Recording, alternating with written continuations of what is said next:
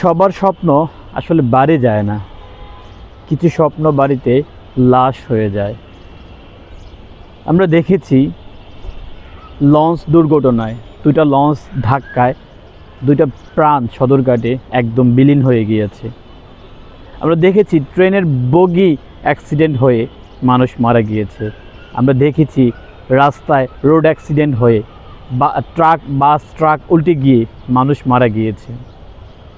এমনও দেখেছি যে ফোনে কথা বলছে, মা আমি গ্রামে আসছি, কত আনন্দ ছিল, বাবা আমি গ্রামে আসছি, ভাইয়া আমি গ্রামে আসছি, বন্ধু বান্ধবদের বলা হয়েছে আমি গ্রামে আসছি, কিন্তু সে আর জীবিত ফিরে আসে নাই, সে লাশ হয়ে ফিরে গিয়েছে। ঈদ আমাদের জীবনে ওরকম স্বপ্ন না আনুক, আমরা যেন কখনো লাশ হয়ে পরিবারের কাছে ফিরে না যাই। আপনারা যারা গ্রামে যাচ্ছেন বা আমরা যারা গ্রামে যাব বা যাচ্ছি, একটু সতর্কতার সহিত রাস্তা পারাপার হব।